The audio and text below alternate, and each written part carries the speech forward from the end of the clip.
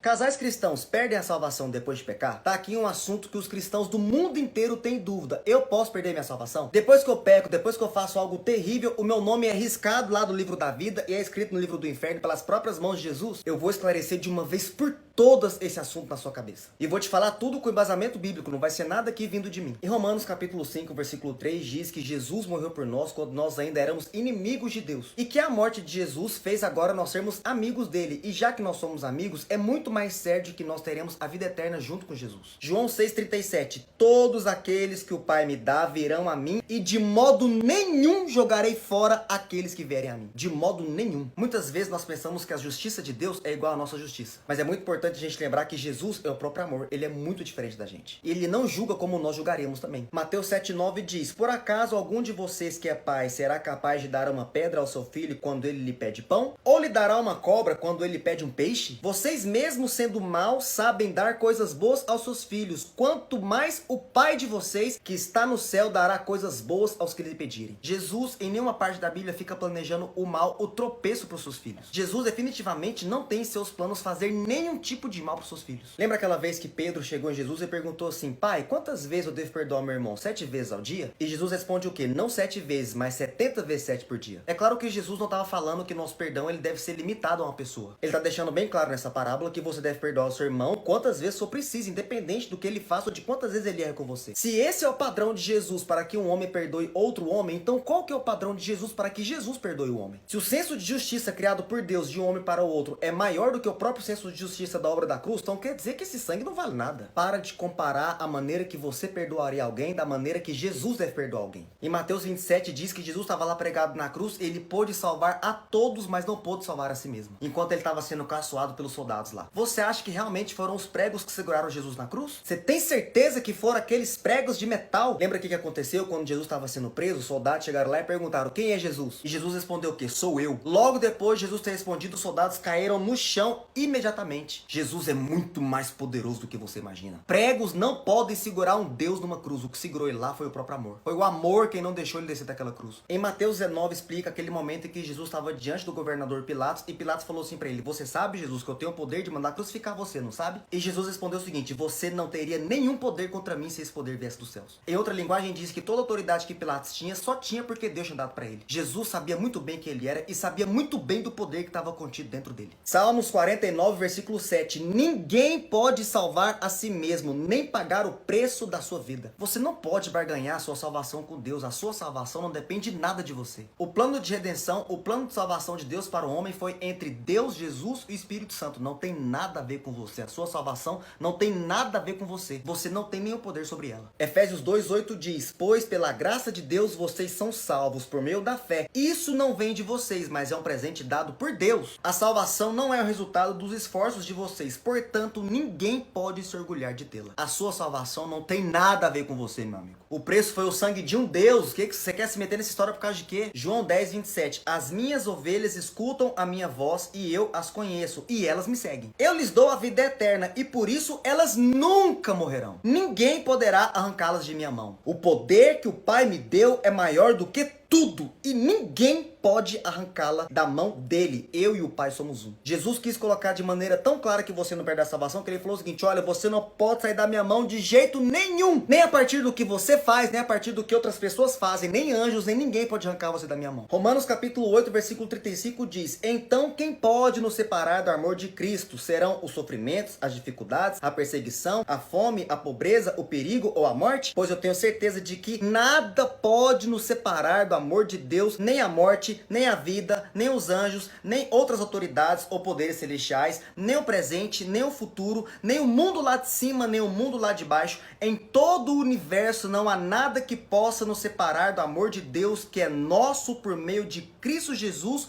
o nosso Senhor. Nem a morte, nem a vida, nem os principados, nem potestades, nem anjo, nem demônio, nem o futuro, nem as coisas de cima, nem as coisas de baixo. Nada pode arrancar você das mãos de Deus, nada. Nem o que você faz. E esse versículo começa falando que nem a morte, nem a vida, ou seja, nem tudo que você pode fazer durante a vida e nem o que pode acontecer depois da morte. E o ser humano está limitado apenas à vida e à morte. Ainda assim a Bíblia fala que nem a vida e nem a morte podem separar você do amor de Deus. Romanos 3:28: assim percebemos que a pessoa é aceita por Deus pela fé e não por fazer o que a lei manda. Você pensa que você é bom demais, daí fazer caridade, dar cesta básica, ajudar um mendigo na rua, vai comprar sua salvação no céu. Você pode barganhar com Deus, né, a sua salvação. Isaías 64:6 diz: todos nós os tornamos impuros, todas as nossas boas ações são como trapos sujos. Trapo sujo aqui nessa época, nessa versão, significa absorvente usado. Era o pano que as mulheres usavam ali no lugar do absorvente, porque não existia nessa época ainda. A Bíblia está falando que tudo que você pode fazer não passa de trapo, não porque não vale nada para Deus, mas é porque Deus é muito maior do que aquilo que ele pode receber de você. Mas ainda assim ele decidiu morrer por você, dar a vida dele no seu lugar. Então quer dizer que Jesus amou mais a sua vida do que a própria vida. Ah, César, mas a pessoa que sai da igreja, que desvia, ela perde a salvação. Olha lá o filho pródigo. A Bíblia fala que tudo que está ligado à terra também está ligado no céu. Filho não deixa de ser filho perante os homens e também não deixa de ser filho perante Deus. Filho uma vez, filho para sempre. Não é assim com os homens, porque seria diferente com Deus. Colossenses 2:20. Vocês morreram com Cristo e por isso estão livres dos espíritos maus que dominam o universo. Então, por que é que vocês estão vivendo como se fossem deste mundo? Isso aqui é uma exortação aos cristãos. Olha, agora vocês são filhos de Deus, vocês não podem mais viver como as pessoas desse mundo vivem. Mas não está questionando a salvação pelas más práticas desses cristãos. Gálatas 2:21 diz: não anulo a graça de Deus, pois se a justiça vem pela lei, Cristo morreu inutilmente. A justiça de Deus para a salvação na sua vida não vem pela lei, não é pelo que você é capaz de cumprir ou não. É porque Jesus, um Deus, decidiu morrer para que você vivesse no lugar dele. Romanos 3:10 diz que não há ninguém sem pecado. Todos pecaram e todos estão destituídos da glória de Deus. Então quer dizer que todos precisam ser salvos por Jesus. Hebreus 7:24 diz: mas Jesus vive para sempre, o seu sacerdócio não passa para ninguém. Ou seja, o governo de Jesus é eterno para ele mesmo. E por isso ele pode hoje e sempre salvar as pessoas que vão a Deus por meio dele, por meio da morte dele. Porque Jesus vive para sempre a fim de pedir a Deus em favor delas. Então quer dizer que existe um acordo simultâneo, eterno entre Jesus e Deus, de que você não pode mais perder a salvação, você não pode mais ser expulso de casa. Hebreus 7:25 diz: portanto, ele é capaz de salvar definitivamente aqueles que por meio dele se aproximam de Deus, pois vive sempre para interceder por eles. Como que nós vamos rebater esses versículos falando que a salvação se perde? Se você ainda crê que a salvação se perde, é porque você ainda está colocando o seu senso de justiça comparado ao senso de justiça de Jesus. Você pensa que ele julga os seres humanos da mesma forma que você julgaria. Mas Jesus é Deus, Jesus é onisciente, onipotente, onipresente, o Deus todo-poderoso. O senso de justiça de Jesus está muito além de tudo. Ele sim tem o poder para julgar toda a humanidade. E ele decidiu não julgar aqueles que creem nele como único Senhor e Salvador. Em João 3,16 diz que Deus entregou o seu único filho para morrer por nós. E todos os que crerem em Jesus como Senhor nunca mais morrerão, mas viverão para sempre. Que Deus é esse que te entrega a salvação e depois tira ela de você quando você erra? A Bíblia explica que o único ser que veio na terra e nunca teve erro, nunca teve pecado foi Jesus. Que condição injusta é essa onde eu posso tirar a salvação de um filho meu porque ele errou naquele momento X, naquele momento Y? Então quer dizer que a sua salvação está vinculada ao seu caráter? Se você não tiver caráter, você não tem salvação? Então quer dizer que você é salvo por ter caráter e não por ter aceito Jesus como o único Senhor e Salvador? Se você tivesse um filho e esse filho errasse contra você, você iria matar ele? Porque a Bíblia fala que o inferno é a segunda morte. Logo, se cristãos perdem a salvação, é Deus mandando os seus filhos para o inferno. Se você que é mau não seria capaz de matar o seu filho quando ele errasse com você, muito menos Deus faria isso com um dos seus filhos. Porque o amor de Deus, o senso de justiça de Jesus é muito maior do que o seu. Lembra da história do filho pródigo, que ele foi lá, saiu de casa, pegou a herança do pai, foi embora e perdeu tudo, e foi comer comida de porco e depois voltou arrependido? E a história conta que aquele pai, ele correu até o filho, não para perguntar por que ele foi embora, por que ele me abandonou, você merece o inferno, você vai ser destituído dessa casa, do seu reino. Tudo que o pai fez foi ir até aquele filho e abraçá-lo. Só abraçá-lo, deixar claro de que ele era muito bem-vindo de volta. Agora vamos supor que esse filho tivesse morrido lá enquanto ele tivesse fugido do pai. Você acha que o pai iria enterrá-lo como indigente, enterrá-lo em terras distantes da sua casa, do seu reino? Você acha que esse pai não ia fazer um funeral incrível ali na sua própria casa, dentro do castelo, e talvez enterrar aquele filho